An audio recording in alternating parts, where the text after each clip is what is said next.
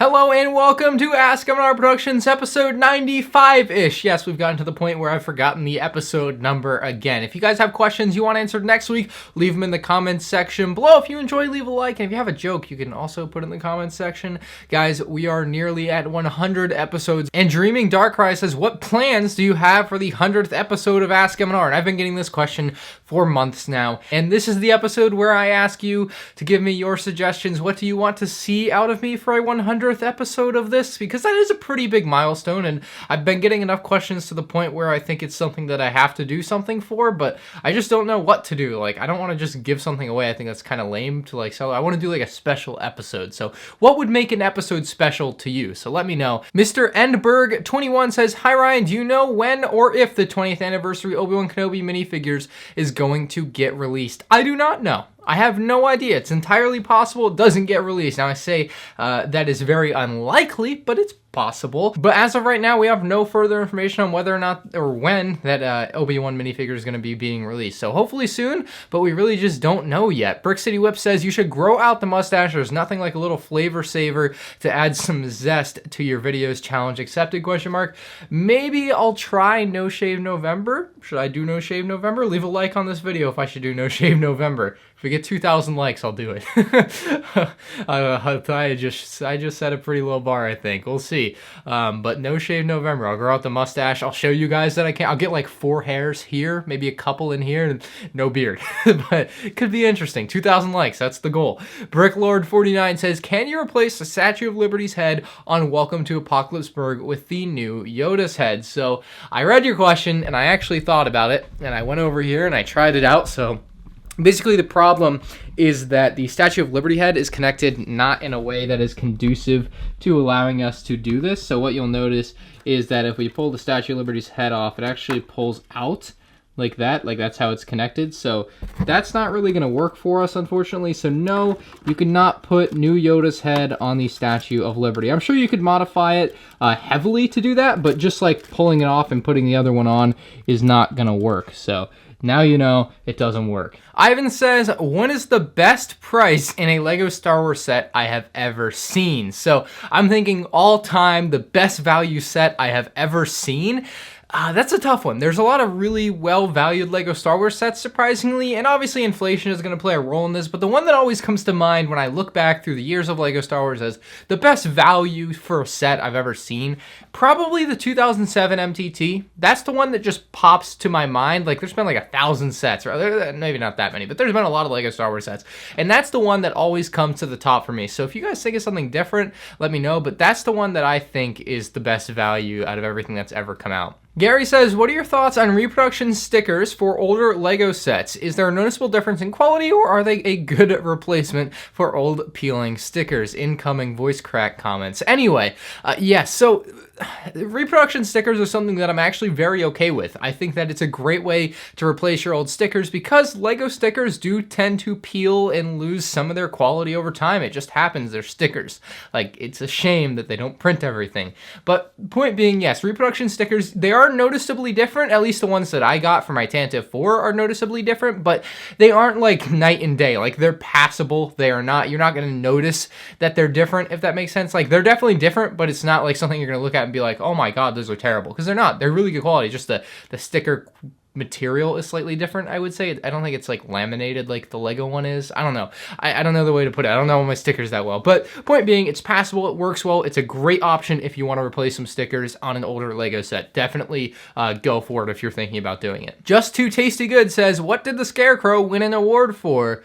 Because he was outstanding in his field. Wow. Joseph A. Park says, what if instead of saying, hi, this is Ryan or MandR Productions, try saying, hi, this is Ryan of MandR Productions. It would make more sense for those of us that know that you are the M of MandR Productions. That you said that wrong. I'm not. But anyway, no, I'm not going to say it like that because MandR Productions has lost its original meaning. It meant its original meaning for like 2 days, and ever since then, MandR Productions, the word MandR does not mean Matthew and Ryan. It just means MandR. Like, does that make sense? Like, it means my channel.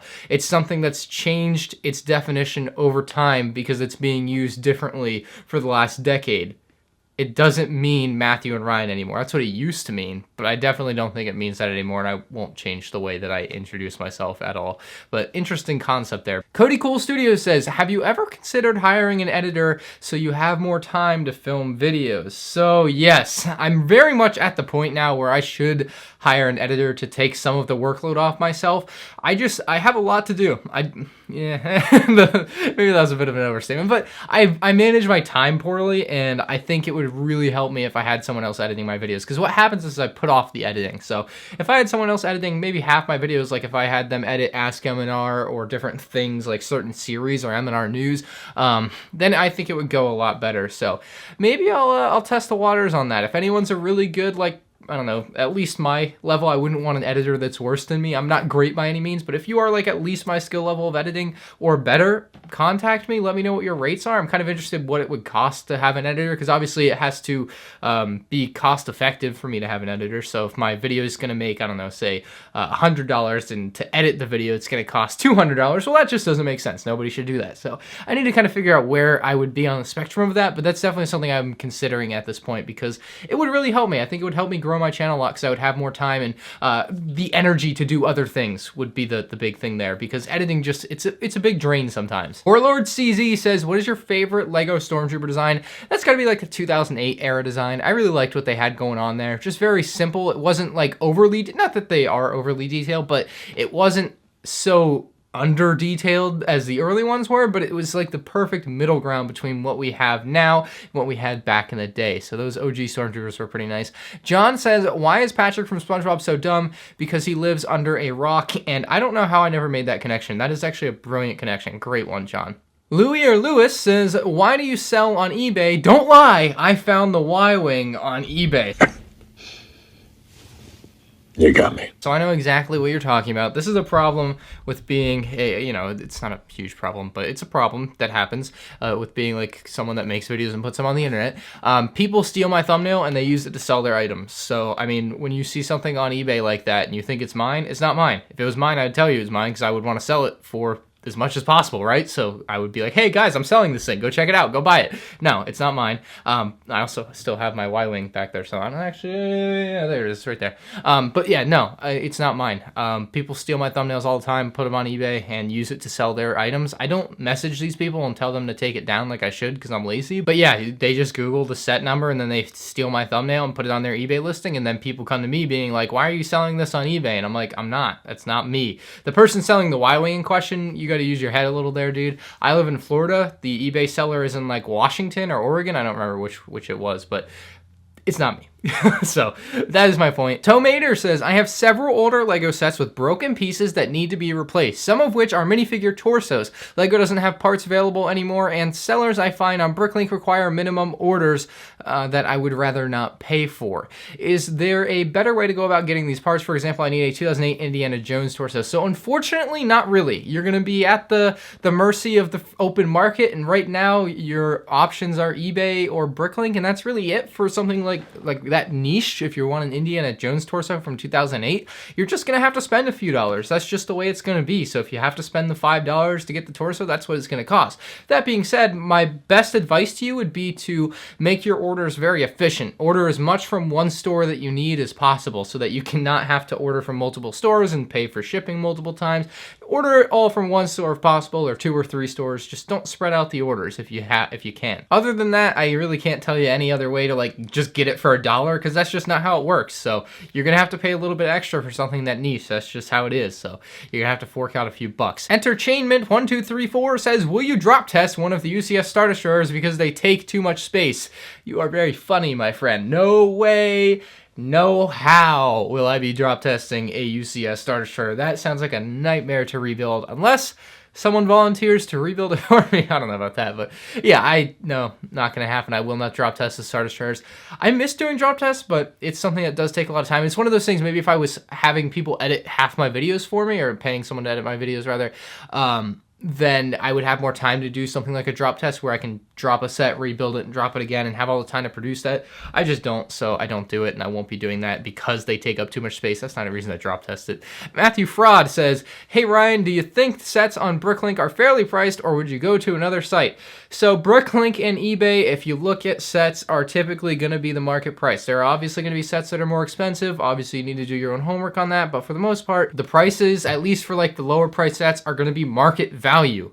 So that's what I have to say. I mean, obviously your mileage will vary. Every set is different than the other ones, so fairly priced is also very subjective. So, I mean, do your own research. I say this all the time. People come to me, they're like, is this a good deal? I'm like, I don't know.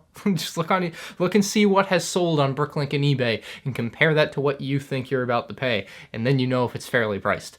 Davidson Baxter says, hey, MandR, I have a really important question. Are you seeing El Camino? That was very important. Yes, I am going to watch that on Netflix this Friday, I think. It's the Breaking Bad movie. I'm pretty hyped for it. Garrison says, how does Solid Bricks get sponsored by LEGO and get free LEGO? Why don't you get any?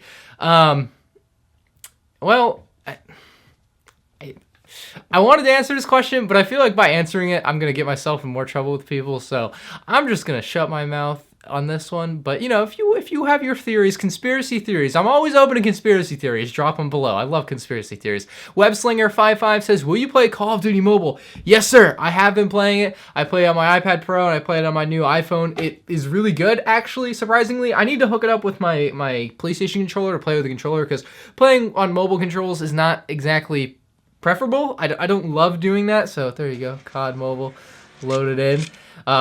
I'm not going to play it now. I'm going to lock that and put it off to the side. But yeah, pretty fun game. I love being able to pick which map I play, so I just play like Newtown and TDM all the time because that's just what I'm doing right now. But yeah, pretty fun game. If I can figure out how to live stream it on my Twitch, maybe I'll make like a clan and play with you guys. Brickstar says, the Imperial Shuttle is probably in a better place now. Save all those pieces from getting faded from being in the light. His question though is, what set that you kept assembled looks like it suffered the most from light and dust? I really don't have much discoloration going on in my LEGO collection. I know in my like bin of random parts, there's definitely some discolored parts, but of anything I have out right now, nothing that I can tell is discolored. Like, everything seems like it's in pretty good condition. Like, I'm serious. Like, I just cannot find anything that is obviously discolored. Maybe there's a couple pieces on that. You see that piece under the 2x2 gray tile? That looks discolored, but that's odd because the whole set is not discolored. So I don't know. I feel like everything is mostly not discolored in my room, though. I couldn't tell you anything in particular is discolored. Band Rhythm and Scale says, did you play any sports when you were younger? If so, what are they? The only organized sport I played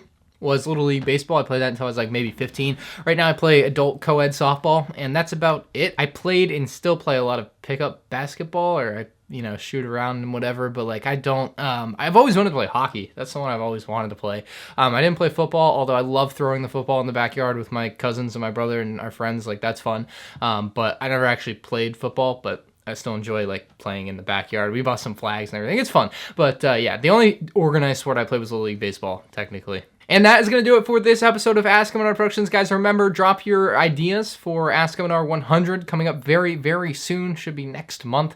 Also, going to the LEGO store tomorrow, so big hype. LEGO store day tomorrow. Going to get some pieces for Mocktober. Remember, episode coming Friday at 3 p.m. Eastern, and I'll see you all next week. Peace out.